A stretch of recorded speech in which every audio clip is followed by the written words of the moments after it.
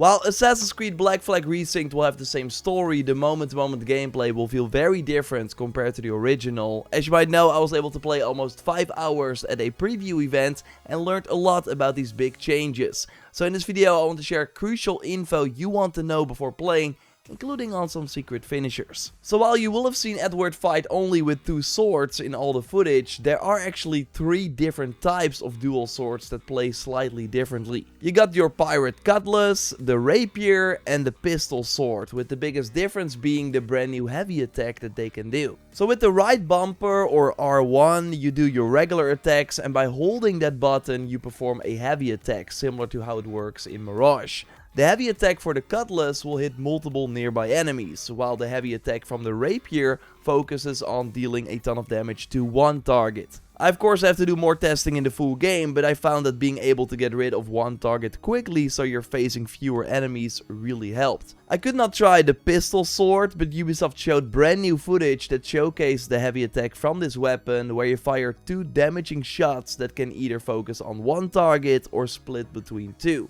But it's unclear if this costs any ammo.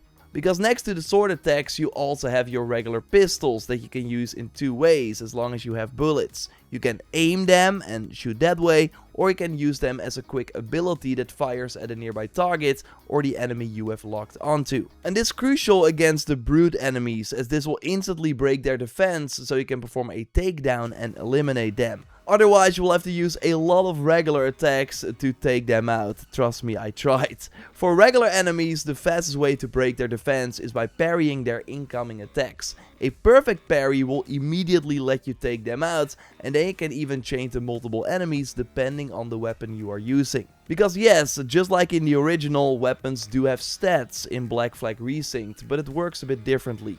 Every weapon has a damage value and a maximum number of takedowns they can do. So if you have a weapon with 4 takedowns, which is the maximum in the game, then after 1 perfect parry you can immediately take out a group of 4 regular soldiers. If you want to take down a brute in this chain, you quickly have to shoot your gun in between the chain takedown to eliminate that target as well. So in this preview build I could choose between a weapon with a low damage value of 13 but the maximum of 4 takedowns, and a weapon with a damage value of 38 but only 3 max takedowns. I did some quick testing and I really did not notice a significant damage increase when using the 13 damage weapon versus the 38 damage weapon, even though the damage value is of course almost 3 times higher. And the game director also told me that you should be able to finish the entire game using the starting sword, which in line with them saying that Black Flag Resynced is not an RPG. Although it will still be nice to use later game weapons, because they will also come with special perks. During my preview session I was able to find one of those, the Fortune, a new weapon for as far as I know that has a very cool effect, as each hit after a heavy attack kill grants you some reals, 20 coins to be exact, and it was pretty fun to trigger this. Some of the higher ranked guns will have perks as well, and the brand new trinkets too.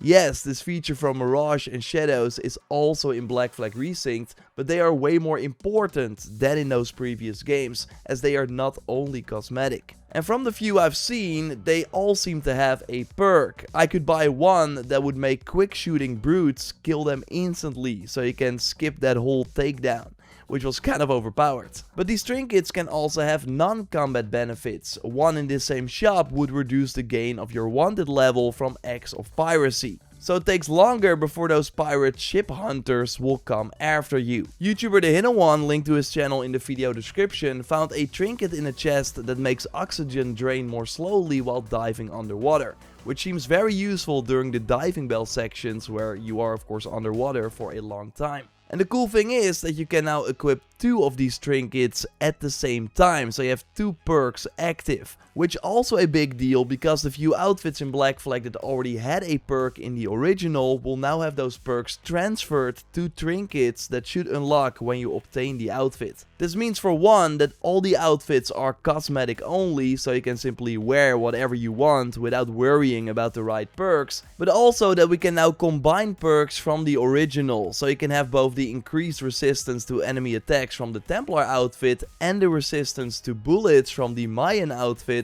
by equipping both trinkets, assuming of course that both outfits have the same perks in Black Flag Resynced. From the footage Ubisoft shared, it seems that those outfits are obtained in the same way, but getting many of the other outfits in Resynced will be different than in the original, where you could simply craft or buy them. This does not seem to be possible anymore. Instead, they wanted to add a lot of chests to the open world where you can find these items, giving us way more things to discover instead of simply having to save up money or resources to unlock them. Now, the crafting menu is still there though, but it now only includes health and ammo upgrades, so not actual items that you can use. But yeah, hunting animals for these unlocks will still be important, and I saw a lot of debate online about how animal battles now work in Resynced. They are basically real fights now, comparable to the recent games instead of only quicktime events like in the original. But you can of course still use your guns or blowpipe to almost instantly take them out. So it doesn't have to be a long battle as some of the footage has suggested. And there are a few other interesting things I learned from my interviews and while playing. Edward has a lot of moves available from the beginning as there's no skill tree. And this also includes the dodge roll from the previous games that you perform by dodging towards an enemy. What I noticed though is that some enemies can also negate your dodge rolls, so it's not always a viable tactic. Enemies negating your attacks is also very common. If they see you spamming a particular move like a heavy attack, they will instantly block that second or third attempt, so you often have to switch things up. The same is the case for the leg sweep you can do to afterwards finish an enemy off, or the regular kick that you can also use as an ability to kick enemies against objects or off high places, which of course never gets old. Next to the dodge roll, Edward can now also do a regular dodge, of course needed to get out of the way of red glowing attacks. But if you time this correctly, Edward will glow and the game will slow down for a bit, which means that you do a perfect dodge and that your next attack is enhanced. But in my limited testing, the damage increase wasn't always that great, so overall exploiting an enemy's weakness or parrying their attacks when you can seems like a better tactic than focusing on dodging their attacks. Now there are also a few cool secret finishers. If you use your pistol when there's only one target left, Edward will instead hold that enemy at gunpoint